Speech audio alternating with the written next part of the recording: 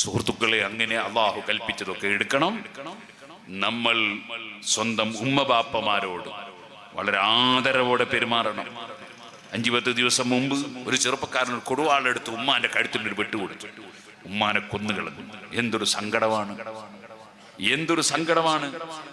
സ്വന്തം ഉമ്മയെ കൊല്ലാനാണോ കൊടുവാള്? സുബ്ഹാനല്ലാഹ്. ഉമ്മയോട് വലാ തഖുൽ ലഹുമാ ഉഫിൻ, ഉമ്മാന്റെ മനസ്സിന് വിഷമമുണ്ടാകുന്ന ഒരക്ഷരം സംസാരിച്ചു പോകരുത്. വലാ തൻഹറുഹുമാ, ഉമ്മയോട് ഗൗരവത്തിൽ ഉമ്മ ബാപ്പയോട് സംസാരിക്കരുത്. വഖുൽ ലഹുമാ ഖൗലൻ കരീമാ, വളരെ താഴ്മയോടുകൂടെ മാത്രമേ അവരോട് സംസാരിക്കാവൂ. ഉമ്മയോട് കസർത്തി പറയരുത്, ഗൗരവത്തിൽ പറയരുത്, ശബ്ദത്തിൽ പറയരുത്. ഉമ്മ ബാപ്പയെ വല്ലാതെ ബഹുമാനിക്കണം. അത് റബ്ബ് നമ്മോട് കൽപ്പിച്ച കാര്യമല്ലേ. അതേ സമയത്ത് മുസ്ലിമിന്റെ പേരുള്ള ചെറുപ്പക്കാരൻ കൊടുവാളെടുത്ത് ഉമ്മയെ വെട്ടിക്കൊല്ലുന്നു. അങ്ങനത്തെ ഒരു ആഖിർ സമാനിലായിപ്പോയി നമ്മുടെ ജീവിതം. സുഹൃത്തുക്കളെ, പഠിപ്പിക്കുന്ന ഗുരുനാഥന്മാരോട്, മുസ്ലിമോ അമുസ്ലിമോ ആരാകട്ടെ, ഗുരുനാഥന്മാരെ ബഹുമാനിക്കാം.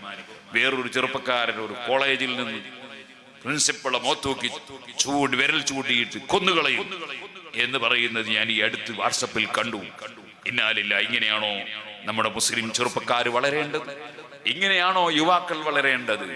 അച്ചടക്കത്തോടെ എല്ലാവർക്കും സംതൃപ്തിയുള്ള രൂപത്തിലല്ലേ പ്രിയപ്പെട്ട യുവാക്കളെ നമ്മൾ വളർന്നു വലുതാകേണ്ടത്? നമുക്കറിയോ നമ്മുടെ ജീവിതത്തെക്കുറിച്ച് വല്ല വിവരമുണ്ടോ നമുക്ക്? ഞാൻ പറയട്ടെ, എൻ്റെ ക്ലാസ്സിൽ പഠിച്ചുകൊണ്ടിരിക്കുന്ന ഒരു വിദ്യാർത്ഥി, 23 വയസ്സേ ഉള്ളൂ. ഒരു പ്രശ്നവുമില്ല. അദ്ദേഹം വേറൊരു വീട്ടിൽ പോയതാണ്. അവിടുന്ന് രാവിലെ സുബഹിയോടടുത്ത സമയത്ത് പെട്ടെന്ന് അതാ തളർന്നു പോകുന്നു. ഒരു ഭാഗം കുഴഞ്ഞുപോയി. സുബ്ഹാനല്ലാഹ്, ആശുപത്രിയിൽ എത്തിച്ചു. അപ്പോൾ ഡോക്ടർമാര് പറയുന്നു സ്ട്രോക്കാണ്. ഈ 23 വയസ്സുള്ള ചെറുപ്പക്കാരൻ ഇപ്പോൾ തല ഒന്നായി ഓപ്പറേഷൻ ചെയ്ത് കിടക്കുകയാണ്. 5 ലക്ഷം ഉറുപ്പിക ആ ആസ്പത്രിയിൽ തന്നെ ചെലവായി. ഞാൻ പറഞ്ഞു വരുന്നത്, ഏത് സമയത്തും എന്ത് രോഗവും പിടികൂടിക്കൂടെ. 22 വയസ്സുള്ള ഒരു ചെറുപ്പക്കാരൻ 2 ദിവസം മുമ്പ് പെട്ടെന്ന് വീണ് മരിച്ചുപോയി.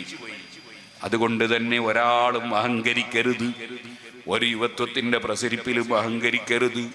എപ്പോഴാണ് റബ്ബ് സുബ്ഹാനഹു വ തആല നമുക്ക് എന്താണ് തരുന്നതെന്ന് ആർക്കും പറയാൻ പറ്റില്ല. നല്ല ബോധത്തോടുകൂടെ ജീവിക്കണം. യുവാക്കളും യുവതികളും ഒക്കെ അള്ളാഹുവിനെ ഭയപ്പെടണം. ആ റബ്ബിനെ ധിക്കരിക്കാനോ റബ്ബിനെ മറികടക്കാനോ ലോകത്തൊരാൾക്കും കഴിയില്ല.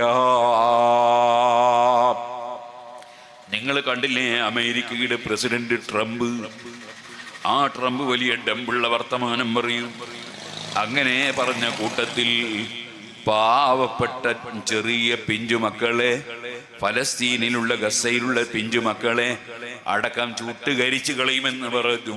പക്ഷേ കുറഞ്ഞ ദിവസത്തിനുള്ളിൽ അമേരിക്കയിൽ പടുകൂറ്റൻ തീ കത്തിയപ്പോൾ ട്രംപിന് വീറ്റോ ചെയ്യാൻ കഴിഞ്ഞോ? ലോകത്തിന്റെ മുഴുവനും ഭരണാധികാരിയായ അല്ലാഹു ജല്ല ജലാലുഹു, അവൻ നമ്മുടെ രഹസ്യമറിയുന്നവനാണ്, അവൻ നമ്മുടെ പരസ്യമറിയുന്നവനാണ്. ആ റബ്ബിനെ ഹൃദയത്തിന്റെ അടിത്തട്ടിൽ സ്നേഹിച്ച് ജീവിക്കണം. ആ റബ്ബിനെ ഭയപ്പെട്ട് ജീവിക്കണം. ആ റബ്ബിന് വിധേയപ്പെട്ട് ജീവിക്കണം. അല്ലാഹു അതിന് നമുക്ക് തൗഫീഖ് നൽകട്ടെ. ഞാൻ ദീർഘമായി സംസാരിക്കുന്നില്ല.